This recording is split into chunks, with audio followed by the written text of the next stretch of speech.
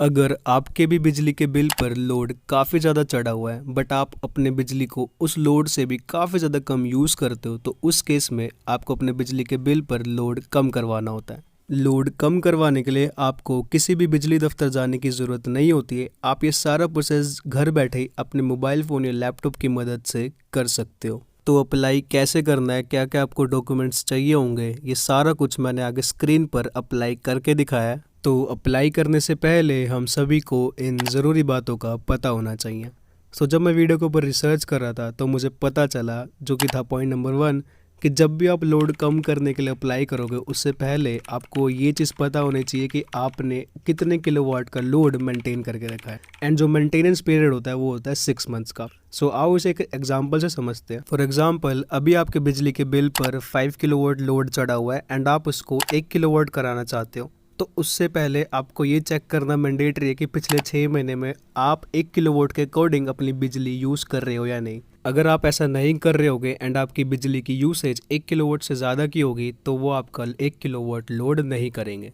तो अब आप पता कैसे करोगे कि आपकी यूसेज कितनी है? तो उसका बहुत ही सिंपल आसान रास्ता है। आप एनडीपीएल के कस्टमर केयर पे कॉल करोगे। कस्टमर केयर नंबर है 19124 एंड वो आपको प्रॉपर डिटेल्स बता देंगे कि आप अपने बिजली के बिल पर कितने किलोवाट तक लोड कम करा सकते हो। सो ये था हमारा point number 1। And point number 2 है सिक्योरिटीज़ का। सो जो सिक्योरिटी अमाउंट होता है वो हमें कैसे मिलेगा, ये काफ़ी सारे क्वेश्चंस मेरे को सुनने को मिलते हैं। सो जो सिक्योरिटी का अमाउंट होता है वो आपका नेक्स्ट बिल में एडजस्ट करके आपको दिया जाएगा। नेक्स्ट पॉइंट है कि अगर बिजली का बिल किसी और के नाम पे है एंड अभी प्रॉपर्टी का ओनर कोई और है तब आप लोड कम कर सकते हो या नहीं।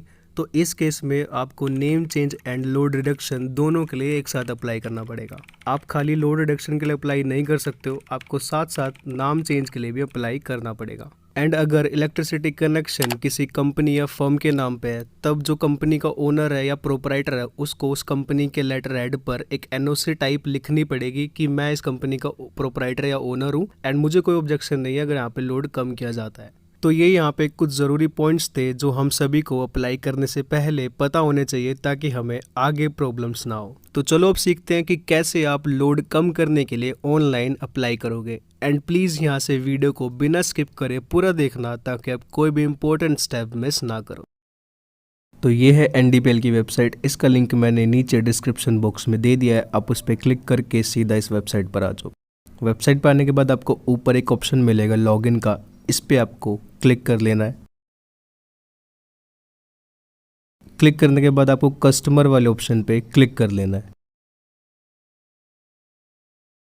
अब क्लिक करने के बाद आप लॉगिन वाले पेज पर आओगे, यहाँ पे इसको कट कर लेना है ऐड को। उसके बाद नीचे स्क्रॉल करेंगे। अब यहाँ पे आपको सबसे पहले अपना सीए नंबर फिल करना है। उसके बाद आपको अपना मोबाइल नंबर फिल करना है।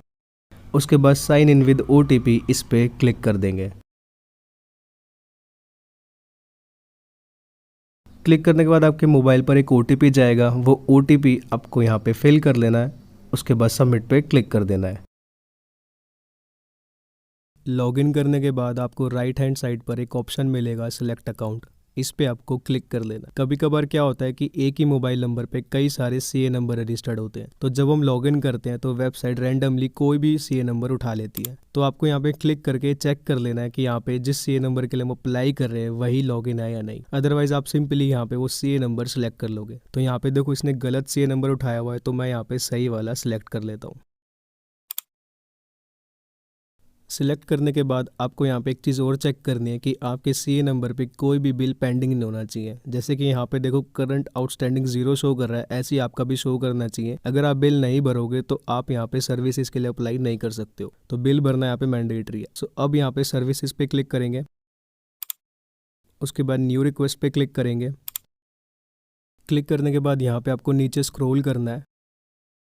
अब आपको यहाँ पे ढूंढना है एट्रीब्यूट चेंज, उसके बाद इस पर क्लिक कर लेंगे। सो वेबसाइट कुछ इस तरीके से ओपन हो जाएगा। अब आपको एक चीज़ क्या करनी है, आपको कस्टमर केयर पर कॉल करके पहले पूछना है कि आप अपने सीए नंबर पर कितना लोड कम कर सकते हो, क्योंकि हम अपने सीए नंबर पर अपनी मर्जी के अकॉर्डिंग नहीं कर सकते। जितनी हमारी बिजली कंजप्शन होगी, जितना हम बिजली यूज़ कर रहे होते हैं उसके अकॉर्डिंग यहाँ पे लोड बढ़ाया घटाया जाता है। कभी कभार क्या होता है हम अपनी मर्जी से अप्लाई कर देते हैं एंड हमारा एप्लीकेशन रिजेक्ट हो जाता है। तो ऐसा आपके साथ ना हो तो आप पहले कॉल करके पता करना, उसके बाद अप्लाई करना। अब यहाँ पे लोड रिडक्शन, इस पर क्लिक कर देंगे।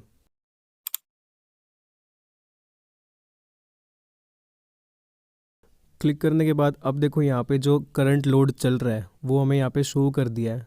अब यहाँ पे न्यू लोड चेंज में हमें वो लोड फिल करना है जो अब हम कराना चाहते हैं। उसके बाद रीमार्क में आपको लिख देना है लोड रिडक्शन। अब नीचे स्क्रॉल करेंगे।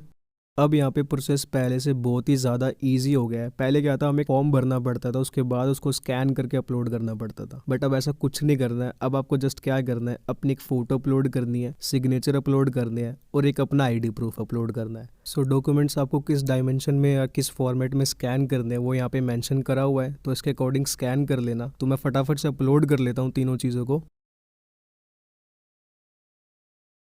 तो हमने यहाँ पे तीनों चीज़ें अपलोड कर ली। अब सेव एज ड्राफ्ट इस पर क्लिक करेंगे। अब क्लिक करने के बाद आपको यहाँ पे click here to preview form इस पर क्लिक कर लेना है। सो क्लिक करने के बाद यहाँ पे हमने अभी जो भी अपनी डिटेल्स भरी हैं उसका एक PDF फॉर्मेट में एक फॉर्म जनरेट हो जाता है। सो इसको अगर आप प्रिंट करके एक रेफरेंस के तौर पे रखना चाहो तो रख सकते हो। सो दोबारा अपने वेबसाइट पे चलते हैं। अब आपको यहाँ पे डिक्लेरेशन पे क्लिक करना है। उसके बाद जनरेट रिक्वेस्ट इस पर क्लिक कर देंगे।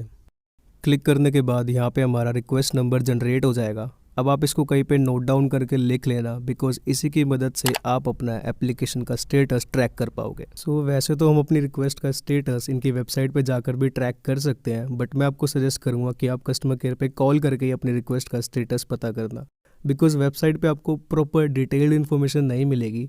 कभी कभार क्या होता है, हमारी रिक्वेस्ट में टाइम लग जाता है काफ़ी, या कभी कभी हमारी रिक्वेस्ट कैंसिल हो जाती है किसी वजह से, तो हमें वो वेबसाइट के थ्रू नहीं पता चल पाया कि रीज़न क्या है। कस्टमर केयर पे आप कॉल करोगे तो आपको पूरी डिटेल्ड इन्फॉर्मेशन मिल जाएगी किस रीज़न से कैंसिल हुई है, या फिर अगर पेंडिंग या डिले हो रहा है तो किस रीज़न से हो रहा है। सो इसी के साथ हमारा वीडियो कंप्लीट हो जाता है। एंड अगर आप लोग न्यू कनेक्शन अप्लाई करना चाहते हो, स्क्रीन पर जो वीडियो मैंने मेंशन करी है उस पर क्लिक करके आप पूरा प्रोसेस देख सकते हो। सो आपसे उसी वीडियो में मिलूंगा, तब तक के लिए thanks for watching guys, love you all.